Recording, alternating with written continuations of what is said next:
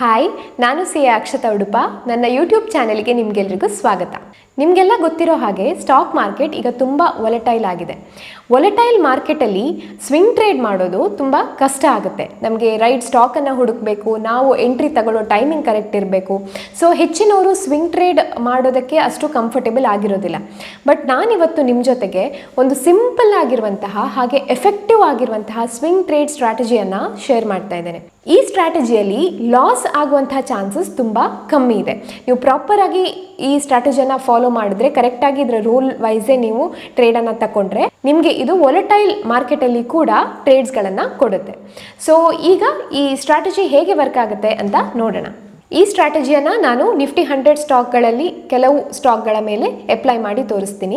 ಯಾವತ್ತು ನಾವು swing trading ಮಾಡುವಾಗ ನಾವು ಹೈಯರ್ ಟೈಮ್ ಫ್ರೇಮನ್ನು ತಗೊಳ್ಬೇಕು. ಅಂದರೆ ಡೈಲಿ ಇರ್ಬೋದು, ಅಥವಾ ವೀಕ್ಲಿ ಇರ್ಬೋದು, ಅಥವಾ ಮಂತ್ಲಿ ಟೈಮ್ ಫ್ರೇಮ್ಸನ್ನು ತಗೊಳ್ಬೇಕಾಗುತ್ತೆ. ಸೊ ನಮ್ಮ ಈ ಸ್ಟ್ರಾಟಜಿಗೆ ನಾನು ಡೈಲಿ ಟೈಮ್ ಫ್ರೇಮನ್ನು ತಗೊಳ್ತಾ ಇದ್ದೇನೆ. ಹಾಗೆ ಇಲ್ಲಿ ನೀವು ಕ್ಯಾಂಡಲ್ಸ್ ಅಂತ ಕ್ಲಿಕ್ ಮಾಡಿದ್ರೆ ಇಲ್ಲಿ ಒಂದು ಹೈಕನಾಶಿ ಅಂತ ನಿಮಗೆ ಆಪ್ಷನ್ ಕಾಣಿಸುತ್ತೆ. ನೀವು ಯಾವುದೇ ಪೋರ್ಟಲ್ ಯೂಸ್ ಮಾಡ್ತಿದ್ರೆ ಕೂಡ ನಿಮ್ಗೆ ಈ ಆಪ್ಷನ್ ಇರುತ್ತೆ ಅದರಲ್ಲಿ. ಸೊ ನೀವು ಹೈಕನಾಶಿ ಕ್ಯಾಂಡಲ್ಸ್ ಅನ್ನ ಸೆಲೆಕ್ಟ್ ಮಾಡ್ಕೊಳ್ಬೇಕು. ಹಾಗೆ ಇದರ ಜೊತೆಗೆ ನಮಗೆ ಸಿಂಪಲ್ ಮೂವಿಂಗ್ ಆವರೇಜ್ ಇಂಡಿಕೇಟರ್ ಬೇಕಾಗುತ್ತೆ. ನೀವು ಇಂಡಿಕೇಟರ್ಸ್ಗೆ ಹೋಗಿ ಸಿಂಪಲ್ ಮೂವಿಂಗ್ ಆವರೇಜ್ ಅಂತ ಟೈಪ್ ಮಾಡಿದ್ರೆ ಈ ಇಂಡಿಕೇಟರ್ ಲೋಡ್ ಆಗುತ್ತೆ. ಇಲ್ಲಿ ಬೈ ಡಿಫಾಲ್ಟ್ ಲೆಂತ್ 9 ಇರುತ್ತೆ, ನೀವು ಅದನ್ನು 50 ಅಂತ ಚೇಂಜ್ ಮಾಡ್ಕೊಳ್ಬೇಕು.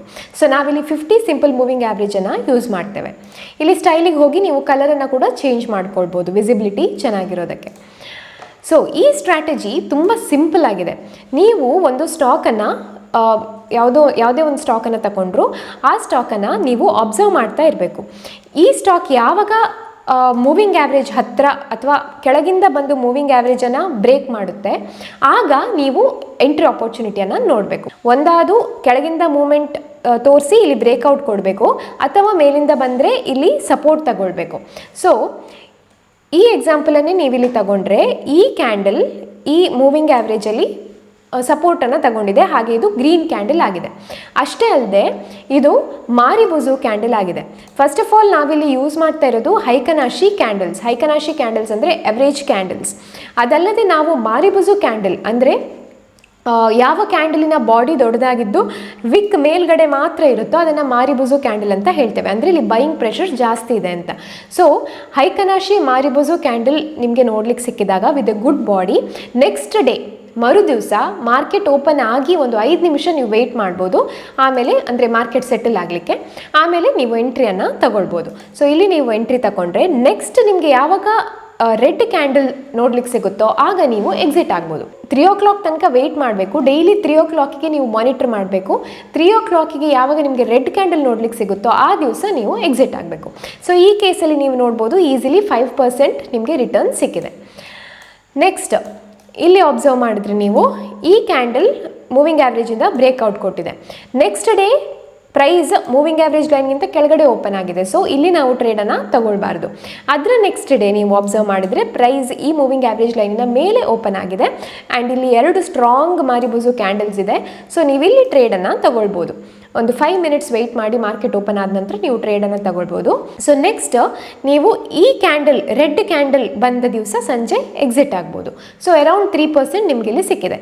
ಹಾಗೆ ನಿಮಗೆ ಈ ರೆಡ್ ಕ್ಯಾಂಡಲ್ ಬರೋ ಮೊದಲು ಇಲ್ಲಿ ಹ್ಯಾಮರ್ ಪ್ಯಾಟರ್ನ್ ಬಂದಿದೆ. ಹ್ಯಾಮರ್ ಕ್ಯಾಂಡಲ್ ಅಂದರೆ ಇಲ್ಲಿ ಬೈಯಿಂಗ್ ಪ್ರೆಷರ್ ಕಮ್ಮಿ ಆಗಿದೆ ಅಂತ. ಸೊ ಇಲ್ಲಿ ಕೂಡ ನೀವು ಎಕ್ಸಿಟ್ ಆಗ್ಬೋದು. ಇಲ್ಲಿ ಎಂಟ್ರಿ ಆಗಿ ಈ ರೆಡ್ ಕ್ಯಾಂಡಲ್ ಬರೋ ಮೊದಲೇ ಯಾವ ದಿವಸ ನೀವು ಈ ಹ್ಯಾಮರ್ ಕ್ಯಾಂಡಲನ್ನು ನೋಡ್ತೀರಾ ಅಲ್ಲಿ ಕೂಡ ಎಕ್ಸಿಟ್ ಆಗ್ಬೋದು. ಇಲ್ಲಿ ನೀವು ಎಕ್ಸಿಟ್ ಆದರೆ ನಿಮಗೆ ಇನ್ನೂ 1% ಜಾಸ್ತಿ ರಿಟರ್ನ್ ಸಿಗುತ್ತೆ. ಸೊ ನೆಕ್ಸ್ಟ್ ನೀವಿಲ್ಲಿ ಕೂಡ ಅಬ್ಸರ್ವ್ ಮಾಡಿದ್ರೆ ಇಲ್ಲಿ ರಿಟ್ರೇಸ್ಮೆಂಟ್ ಆದ ನಂತರ ಇಲ್ಲಿ ಗ್ರೀನ್ ಕ್ಯಾಂಡಲ್ ಬಂದಿದೆ.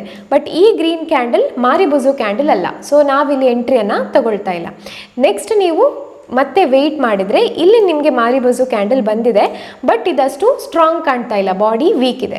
ನೆಕ್ಸ್ಟ್ ಎಗೇನ್ ನೀವು ಅಬ್ಸರ್ವ್ ಮಾಡಿದ್ರೆ ಇಲ್ಲಿ ಗ್ರೀನ್ ಕ್ಯಾಂಡಲ್ ಬಟ್ ಮಾರಿಬುಜು ಕ್ಯಾಂಡಲ್ ಅಲ್ಲ. ಈ ಕ್ಯಾಂಡಲ್ ನಮಗೆ ಗ್ರೀನ್ ಮಾರಿಬುಜು ಕ್ಯಾಂಡಲ್ ಸಿಕ್ಕಿದೆ. ಸೊ ಇಲ್ಲಿ ಕೂಡ ನೀವು ನೆಕ್ಸ್ಟ್ ಡೇ ಟ್ರೇಡನ್ನು ತಗೊಂಡು ಇಲ್ಲಿ ರೆಡ್ ಕ್ಯಾಂಡಲ್ ಬಂದ ಕೂಡಲೇ ಎಕ್ಸಿಟ್ ಆಗ್ಬೋದು. ಆಲ್ಮೋಸ್ಟ್ 3% ಇಲ್ಲಿ ರಿಟರ್ನ್ ಸಿಕ್ಕಿದೆ. ಹೀಗೆ ನೀವು ಸ್ವಲ್ಪ ಸ್ವಿಂಗ್ಸನ್ನು ಅಬ್ಸರ್ವ್ ಮಾಡಿದ್ರೆ ನಿಮ್ಗೆ ಗೊತ್ತಾಗುತ್ತೆ ಇಲ್ಲಿ ಆಲ್ಮೋಸ್ಟ್ ಸ್ಟಾಕ್ ರೇಂಜ್ ಬೌಂಡ್ ಝೋನಿಗೆ ಹೋಗಿದೆ. ಸೊ ಯಾವಾಗ ನಮಗೆ ಸ್ವಿಂಗಲ್ಲಿ ಈ ಥರ ಅಪ್ಸೈಡ್ ಮೂವ್ಮೆಂಟ್ ಕಾಣೋದಿಲ್ವೋ ಈ ಸ್ಟಾಕನ್ನು ಇಗ್ನೋರ್ ಮಾಡ್ಬೋದು ಫಾರ್ ಟೈಮ್ ಬೀಯಿಂಗ್. ನೆಕ್ಸ್ಟ್ ಯಾವಾಗ ರ್ಯಾಲಿ ಸ್ಟಾರ್ಟ್ ಆಗುತ್ತೋ ಆಗ ನೀವು ಟ್ರೇಡ್ಸನ್ನು ತಗೊಳ್ಬೋದು. ಇನ್ನೊಂದು ಎಕ್ಸಾಂಪಲ್ ನೋಡೋದಾದರೆ, ಓಕೆ, ಇದು ಕೆನರಾ ಬ್ಯಾಂಕಿನ ಎಕ್ಸಾಂಪಲ್. ಸೊ ಇಲ್ಲಿ ನೀವು ಅಬ್ಸರ್ವ್ ಮಾಡ್ಬೋದು, ನಮಗೆ ಒಳ್ಳೆಯ ಬ್ರೇಕ್ಔಟ್ ಸಿಕ್ಕಿದೆ. ಇಲ್ಲಿ ಮಾರಿಬೋಸು ಕ್ಯಾಂಡಲ್ ಬ್ರೇಕ್ಔಟ್ ಆಗಿದೆ. Next day almost moving average line ಮೇಲೇ ಕ್ಯಾಂಡಲ್ ಓಪನ್ ಆಗಿದೆ. ಸೊ ನಾವು ಇಲ್ಲಿ ಟ್ರೇಡನ್ನು ತಗೊಳ್ಳೋದಿಲ್ಲ. ಅದರ ನೆಕ್ಸ್ಟ್ ಡೇ ನಾವು ಎಂಟ್ರಿಯನ್ನು ತಗೊಂಡ್ರೆ ಆಲ್ಮೋಸ್ಟ್ 8% ನಮಗೆ ಇಲ್ಲಿ ರಿಟರ್ನ್ ಸಿಕ್ಕಿದೆ.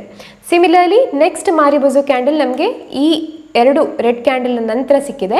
ಸೊ ಇಲ್ಲಿ ಕೂಡ ನೀವು ಟ್ರೇಡನ್ನು ತಗೊಳ್ಬೋದು. ನೆಕ್ಸ್ಟ್ ಡೇ ಟ್ರೇಡನ್ನು ತಗೊಂಡ್ರೆ ಆಲ್ಮೋಸ್ಟ್ ಈ ಲೆವೆಲ್ ಅಂದರೆ ಅರೌಂಡ್ 5% ನಿಮಗೆ ರಿಟರ್ನ್ ಸಿಕ್ಕಿದೆ.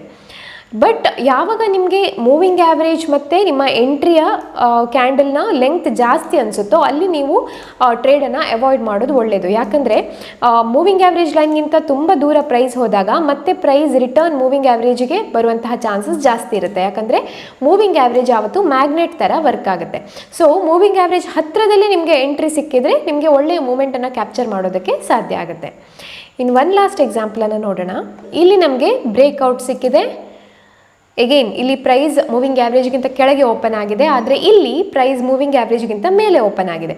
ಸೊ ನೀವು ಇದನ್ನು ನೋಡಿ ಟ್ರೇಡನ್ನು ತಗೊಂಡ್ರೆ ನೆಕ್ಸ್ಟ್ ಡೇ ನೀವು ನೋಡ್ಬೋದು ಪ್ರೈಸ್ ಆಲ್ಮೋಸ್ಟ್ ಈ ಲೆವೆಲಿಗೆ ಕ್ಲೋಸ್ ಆಗಿದೆ. ಸೊ ಆಲ್ಮೋಸ್ಟ್ ನಿಮಗೆ 1% ಲಾಸ್ ಇಲ್ಲಿ ಆಗಿದೆ. ಇಂಥ ಕೇಸಸ್ ಆಗೋದು ತುಂಬ ರೇರ್, ಆದರೂ ನಿಮಗೆ ದೊಡ್ಡ ಲಾಸಸ್ ಏನೂ ಆಗೋದಿಲ್ಲ. ಸೊ ಈ ಸ್ಟ್ರಾಟಜಿಯಲ್ಲಿ ನಿಮಗೆ ಆದಷ್ಟು ಬ್ಯಾಡ್ ಸಿಚುವೇಶನಲ್ಲೂ ಕೂಡ ನೀವು ಕಾಸ್ಟ್ ಎಕ್ಸಿಟ್ ಆಗ್ತೀರಾ, ಅಥವಾ ಸಣ್ಣ ಲಾಸಲ್ಲಿ ನೀವು ಆಚೆ ಬರೋದಕ್ಕೆ ಇದು ಹೆಲ್ಪ್ ಮಾಡುತ್ತೆ. ಸೊ ಇಲ್ಲಿ ನೀವು ನೋಡಿದ್ರೆ ಇಲ್ಲಿ ಆಲ್ಮೋಸ್ಟ್ ಕ್ಯಾಂಡಲ್ಸ್ ಹ್ಯಾಮರ್ ಪ್ಯಾಟರ್ನಲ್ಲಿದೆ. ಸೊ ನಾವಿಲ್ಲಿ ಟ್ರೇಡನ್ನು ತಗೊಳ್ಳೋ ಹಾಗಿಲ್ಲ. ನೆಕ್ಸ್ಟ್ ಇಲ್ಲಿ ನಮಗೆ ಒಳ್ಳೆಯ ಮಾರಿಬೋಸು ಕ್ಯಾಂಡಲ್ ಸಿಕ್ಕಿದೆ. ಅದರ ನೆಕ್ಸ್ಟ್ ಡೇ ನೀವು ಎಂಟ್ರಿಯನ್ನು ತಗೊಂಡ್ರು ನೀವು ಅದೇ ದಿವಸ ಇಲ್ಲಿ ಹ್ಯಾಮರ್ ಕ್ಯಾಂಡಲ್ ಆದದ್ದು ಕಾಣಿಸುತ್ತೆ. ಸೊ ನೀವು ಅದೇ ದಿವಸ ಕಾಸ್ಟ್ ಕೂಡ ಇಲ್ಲಿ ಎಕ್ಸಿಟ್ ಆಗ್ಬೋದು. ಬಟ್ ನಾನು ಆಗಲೇ ಹೇಳಿದ ಹಾಗೆ ಈ ಥರ ಪ್ರೈಸ್ ಮೂಮೆಂಟ್ಸ್ ಜಾಸ್ತಿ ಇಲ್ಲದೆ ಇದ್ದಾಗ ನಿಮ್ಗೊಂದು 2 ಸ್ವಿಂಗಲ್ಲೇ ಆ ಸ್ಟಾಕ್ ಸೈಡ್ ವೇಸ್ ಹೋಗ್ತಾ ಇದೆ ಅಂತ ಗೊತ್ತಾಗುತ್ತೆ. ಸೊ ಆಗ ನೀವು ಸ್ವಲ್ಪ ಟೈಮ್ ಮಟ್ಟಿಗೆ ಆ ಸ್ಟಾಕನ್ನು ವಾಚ್ ಲಿಸ್ಟಲ್ಲಿ ಇಟ್ಕೊಂಡು ಅದರಲ್ಲಿ ಅಬ್ಸರ್ವ್ ಮಾಡ್ತಾ ಯಾವಾಗ ನಿಮಗೆ ಒಳ್ಳೆ ಮೂಮೆಂಟ್ ಸಿಗುತ್ತೋ ಸ್ಟಾರ್ಟ್ ಆಗುತ್ತೋ ಆಗ ನೀವು ಟ್ರೇಡ್ಸನ್ನು ತಗೊಳ್ಬೋದು. ಸೊ ಈ ಥರ ಮಾಡೋದ್ರಿಂದ ನೀವು ಸ್ವಿಂಗ್ ಟ್ರೇಡನ್ನು ಈಸಿಲಿ ಮಾಡ್ಬೋದು and most of the times ನಿಮಗೆ ಇದರಲ್ಲಿ ಒಳ್ಳೆಯ ಪ್ರಾಫಿಟ್ಸ್ ನೋಡಲಿಕ್ಕೆ ಸಿಗುತ್ತೆ. ಸೊ ಈ ವಿಡಿಯೋ ನಿಮಗೆ ಇಷ್ಟ ಆಗಿದ್ರೆ ದಯವಿಟ್ಟು ಲೈಕ್ ಮಾಡಿ.